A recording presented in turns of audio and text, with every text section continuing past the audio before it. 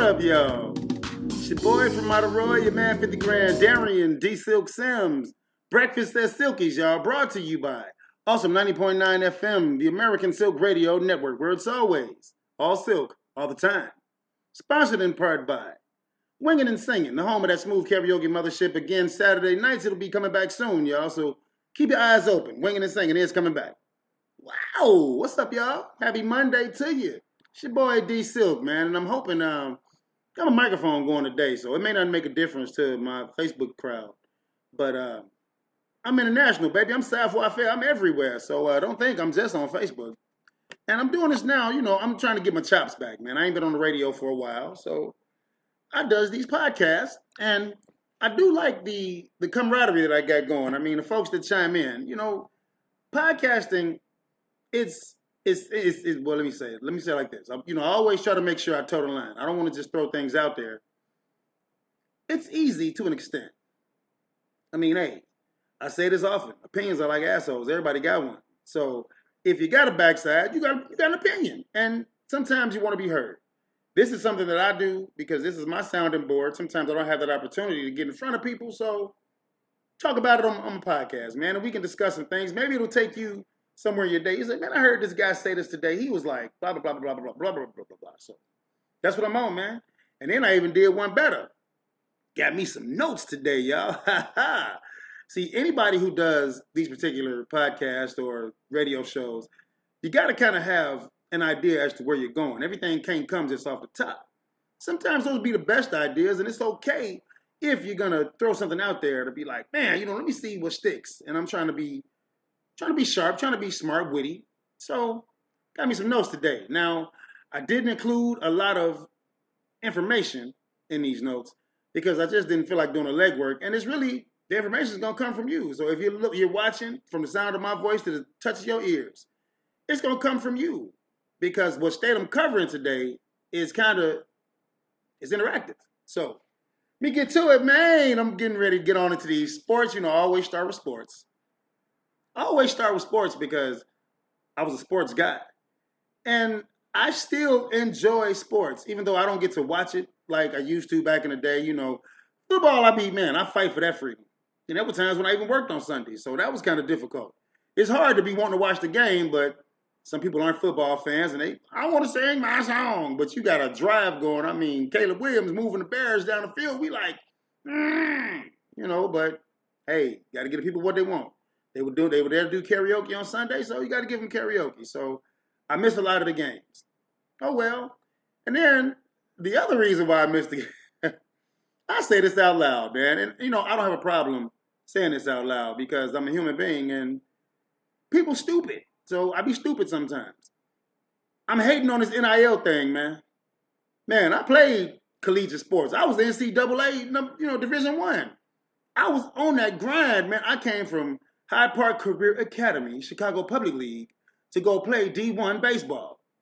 Man, I would have liked to have some of that money, man. So you see these young cats walking around, and some of these cats, I can only hate so much, man. They were better than me.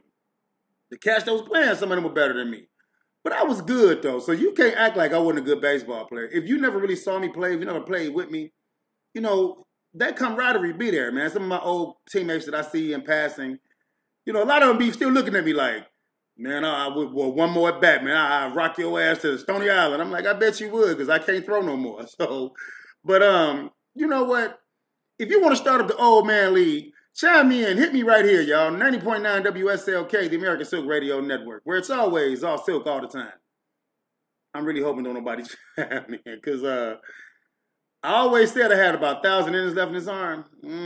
They gone now. I probably got just to throw out the first pitch. That's all I got. And I'll be turning 50 in July, so it's like, man, how long you supposed to be that good? So it is what it is, man. It is what it is. So, haters. I say I'm a hater. I be hating on the NIL, the youngest getting a part of that. But it's not just me, man. Old heads. We hate. And I can say now I'm secure in my evolving into being an old head. I'm old school. I'm a vet. I ain't no what's the terminology that we like to use for the ladies? I ain't no cougar. I ain't no cougar, but I'm old school. And it feel like I'm getting in there because I always say this often. My dad was 56 when he made me. Like 56, man. You was still getting lucky at 56, and my mama was a young tender. She was 33 when she had me. So, my dad, he was thumping around, doing what men do. He got him a little young tender, and he made me. And I say this often. I was supposed to be a big brother. My mother, she had one more pregnancy that didn't work for her. It was in the tubes, and thank God she was able to get taken to the emergency room, and they took care of that stillborn child. So if that child would have worked out, damn, my dad was he was a motor scooter making all these damn children at 56, and then he left us, rest his soul, and we turned 61. So yeah, I don't, I'm just approaching 50. So I got a 6-year window to, no, I ain't making no more children. No, I'm not. And we ain't got to discuss that. So I'm just talking about me being an old head, being a hater. Old heads hate. I mean, I hate on the music. The youngest come up to me, oh, my eyes roll to the back of my dome when they be like, I want to hear Sexy Red. I want to do Glorilla. I want to do, I want to do The Baby. I be like, son of a gun. Okay, well, I can only hate so long. I mean, the youth are coming up, and they moving into our slot. We got to slide past for them. So, which kind of brings me to what I'm talking about today. What state am I covering? I guess I done rambled enough about me being an old hater. I'm an old hater, but I hate because I like what I like. And I'm going to shake my fist on the lawn at you young whippersnappers when I don't like that stuff. I don't like that Glorilla stuff and that Megan Thee Stallion stuff. And it's still very similar to Lil' Kim and Foxy and all. So, what state am I covering? It's the state of the comeback, man. Man, the comeback. We don't focus enough on comebacks, y'all. We really only think of it in the sports realm. It's like, okay, can Aaron Rodgers come back at 40 years old from an Achilles tear? He could. I mean, that's good for him if he does. Because he's just approaching his 40s, and 40 is not that old. I hate the fact that America has decided that once you're past 39, you're old. Man, look, it's like wine, baby. You get fine with age now. Sometimes, them $100 bottles of wine I guess they fine. I ain't never had a $100 bottle of wine in my lifetime.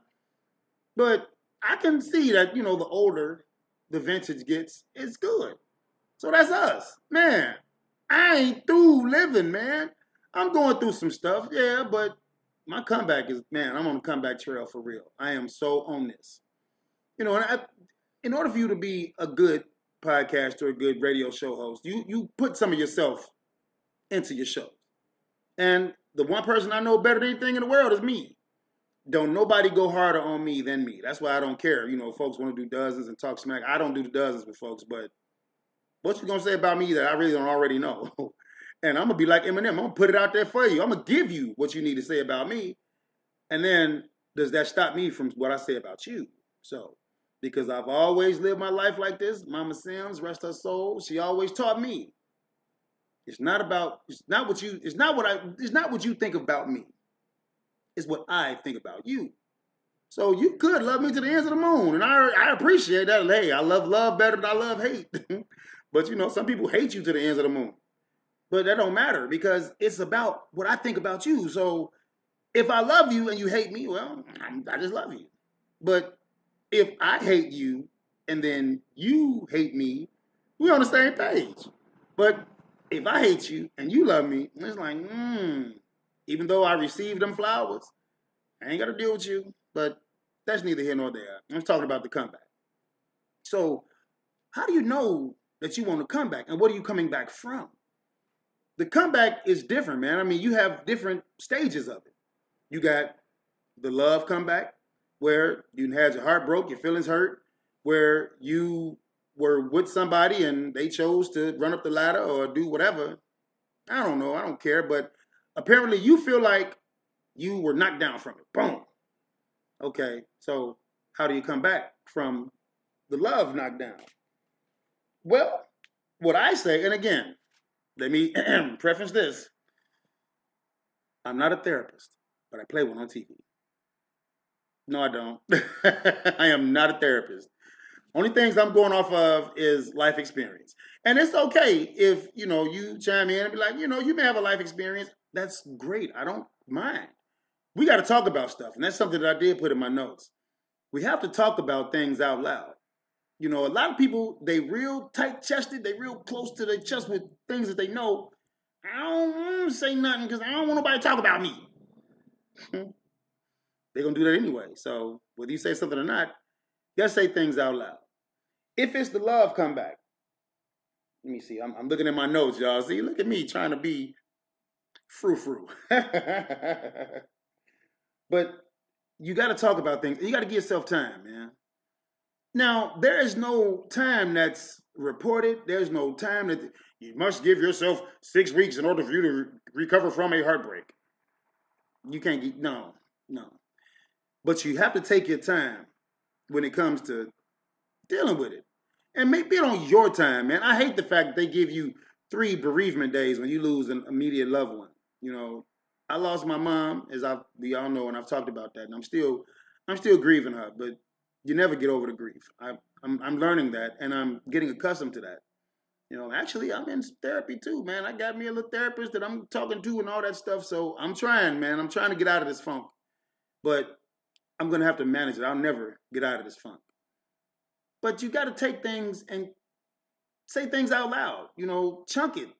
You're not going to fix everything in one sitting. I wish you could. The one thing, and I'm going to say this out loud. You can fix whatever your problem is in one sitting, only one way that I know of.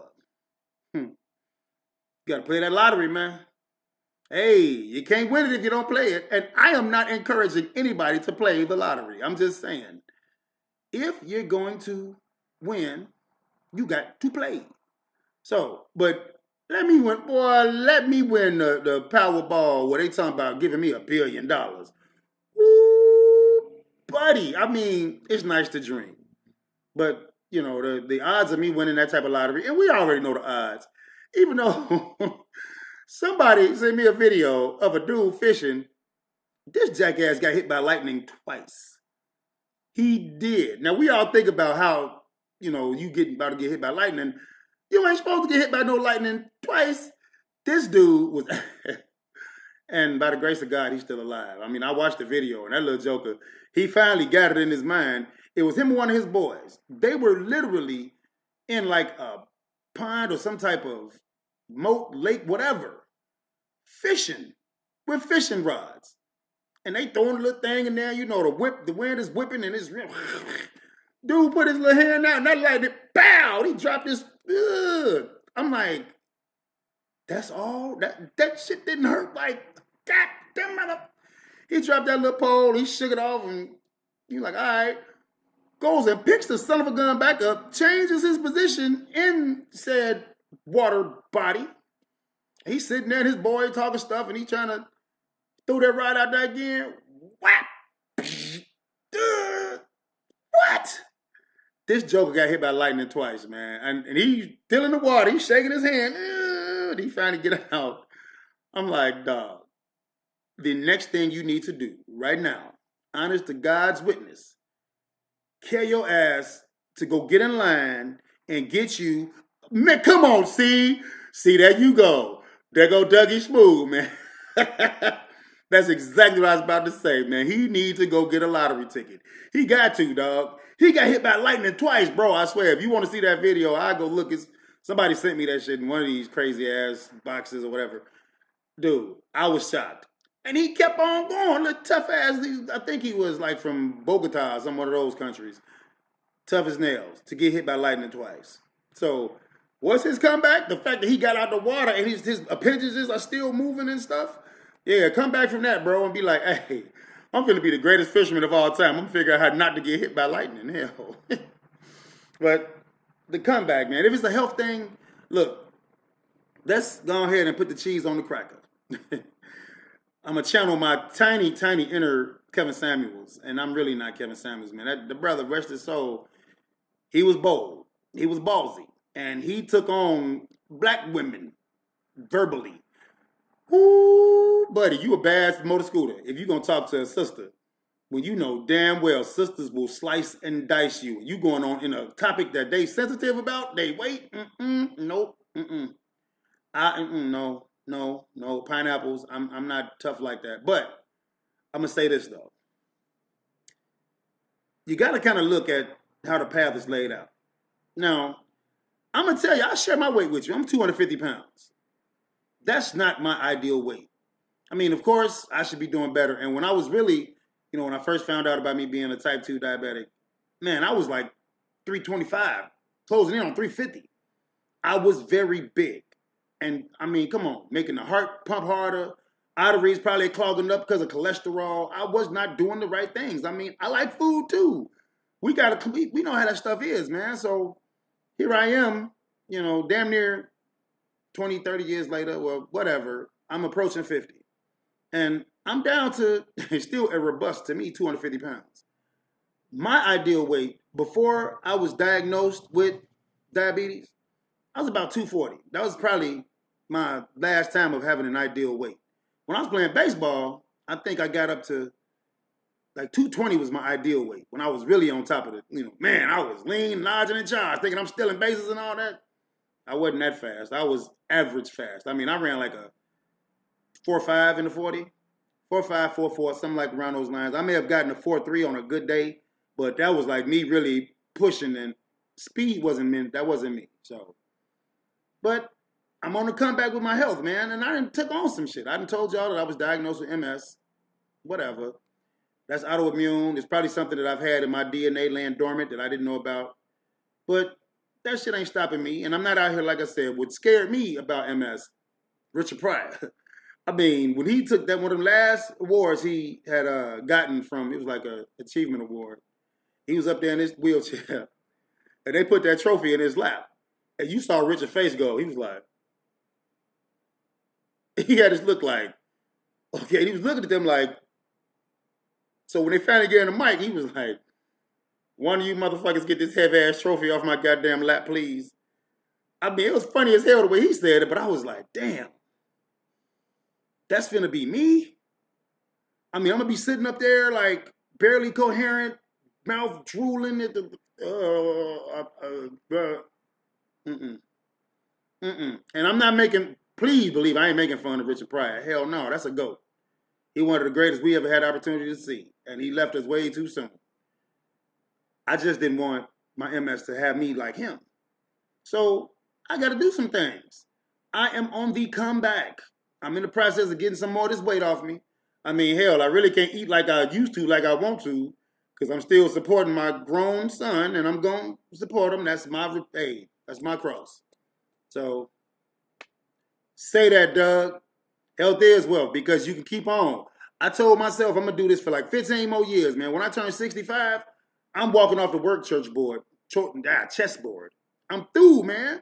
I'm going to go find me a little piece of land where I can have me a nice little small house it ain't got to be ginormous. I want a few bedrooms in there in case some guests want to come, whatever. But I ain't worrying about them. I'm going to have me some land where I can actually grow some shit. I'm going to be a little bootleg farmer, and I'm going to say it out loud. I'm going to grow me a little wacky tobacco on the side. Hell, I ain't going to, at 65, I would love to be president of the United States then, but ain't nobody going to vote for me. I'm okay with that. 65, I'm just going to be a straight black hippie, living off the land, making sure that all my bills is paid. I'm a house paid for, a car paid for. That's easy. You can do that. I'm in the process of learning how to fix all that shit. That's going to be my end of days. I'm going to learn how to repair homes. I really want to do that. I want to learn how to be a carpenter.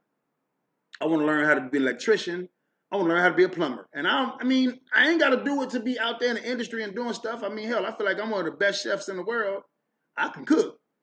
I ain't cooking for the masses. I would like to, but that's a little bit too much. When you start including people, people are hard customers. I mean, they're the only customers, technically. I mean, dog don't care what you give them. Food, okay. Man, I want to learn how to do that just so I know how to do it. I can go find me a piece of land somewhere, go grab, when we get our reparations and get our 40 acres. Yeah, I'll wait. Somebody sent me an inbox on that. Well, on the inbox, it's a thread that I'm a part of. My ships sent this particular. It was like a meme, but it showed all of the reparations that America have paid out. And you know, it's only one slot that's empty. I mean, it showed the reparations they paid Japan when they dropped the hydrogen bomb. It shows, you know, what happened when they were fighting in Kuwait and, you know, all of these different countries that they've given reparations to, and we still haven't gotten our reparations. Ooh, buddy. Oh, Dougie Smooth, man. I used to be a vendor for Walmart. I was the part of the team that was the supervisor. I was the supervisory team over those, the people that checked the receipts in the front, the off-duty police. Yeah. I used to have 95th and Western. I had out in Lansing, Country Club Hills, downtown, the Brickyard, all them Walmarts. And man, woo, that's a whole other podcast. I do the state of tomfoolery when I do. That was one of the hardest positions. They hired me to be the area manager, right? And I had to tell these off-duty police officers. Now, you know they was paying them like $19 an hour up there or whatever. So that's some good money back then. All they got to do is stand there for 4 hours and half check a receipt. They're only there as a professional deterrence. I had to fire some of them cats because some of them cats was double dipping. And I'm like, they worked for the cats that was doing it was working for Country Club Hills. So I'm like, man, I got to tell them that they fired. And you know damn well one of them was straight on. We was like, you about to fire me? Got on his little radio. Yeah, Adam Montoya. Yeah, we got a red pickup truck going to be leaving Walmart. License plate. Yeah, keep an eye on him. You know, he may have some tickets that we may have to. I'm like, you son of a. Only try to do my job, but he finna tell on me, you big telling ass crybaby. You should have been double dipping, so you should have got fired. Idiot, man. I done totally went off the topic. Any event, I'm talking about the comeback, man. Let me sum it up, son, because I had some notes and I say that for a later day. But the comeback is real, y'all. If you're one that's posturing yourself to come back from whatever the negative was for you, if it's financial, chunk it, man. Ask questions. If you run into a person like, I would love to meet a multimillionaire, a billionaire. I mean, somebody, and I know a couple of them. Man, I've had an opportunity to speak with Steve Jobs, even though I was just a radio board operator at the time. And the host was talking to Steve Jobs. It was his friend. I said Jobs, didn't I? No, not Jobs. Forbes. Jobs, rest his soul, man. Hey, I ain't talking about Jobs. I'm talking about Steve Forbes. Yeah, you should know who Steve Forbes is. So I actually had the chance to pick up the phone, dial him. I had his number for a minute, but I you know, my obligations would not allow me to keep his telephone number. But I spoke to some millionaires, man. You know, one of my hosts, he was a millionaire, and he talked about that. The thing that they were saying that I learned from them is millionaires don't spend their money. So how do you get to that point? Well, you got to chunk it, man. You're going to have to save your money. You got to pay your bills. You got to be relentless on it. It is what it is. But just work at it at your pace, and you be the one that's taking care of it. And you're the one that's counting your pennies. You ain't got to let the world know, like, I'm going to save all my money. I'm going to get these income taxes. I'm going to save it and watch them. Don't do that. Don't broadcast your plan. Because when you broadcast your plan, and trust me, I am definitely living proof of that. When you broadcast your plan, and you try to get your plan going, the haters are real. They out there, man. The position I'm in right now, I mean, again, I own my own process in this. But there was some haters that couldn't stand what I was trying to do, what I was getting ready to do. And not going to prevent me from doing it forever, because eventually I will be up and running and you going to hate me again. Sounds good to me. I ain't mad at that. Hate me. Hate me because you ain't me. But I don't hate none of y'all because I'm not you. You are bearing your cross, and I believe in you. And if you're going to come back, man, come on back. You get it done at your pace. Don't stop no matter what anybody says. Never give up. Man. This your boy from Roy, man, 50 grand, Darian D. Silk Sims. Breakfast at Silky's brought to you by Awesome 90.9 WSLK, the American Silk Radio Network, where it's always all silk all the time. Make sure you like, share, subscribe to this podcast. You want to do some karaoke, man? Kick it with your boy. I does this. Tomorrow I'll be at Q's, 8404 South Kesey, 6:30 start time. Come do some early karaoke, man. We taking care of the teachers. Y'all come out there and kick it. We got specials, drinks, all of that. City Life, I'm there Thursday nights, 9 p.m. start time. Come kick it and be cool, man. Let us show you can be lit, but let me show you how to be cool while you becoming lit. And then finally, I'm at the Falcon Inn on a Friday night, man. 1605 East 53rd Street. I'm down there in Hyde Park. If you go to Cornell going east, you have went too far. We are right there, man. This your boy from Attaroy, your man 50 grand, Darian D. Silk Sims. God bless you. I love you. I'm done. Yes. Hey, for my peoples out here in YouTube land, man, like, share, subscribe. Chime in with some ideas, man. I don't mind talking to the people because I need y'all. In order for me to get where I'm trying to get to, I'm going to need your expertise. This your boy D Silk, the notorious WSLK, Darian America. God bless you. I love you.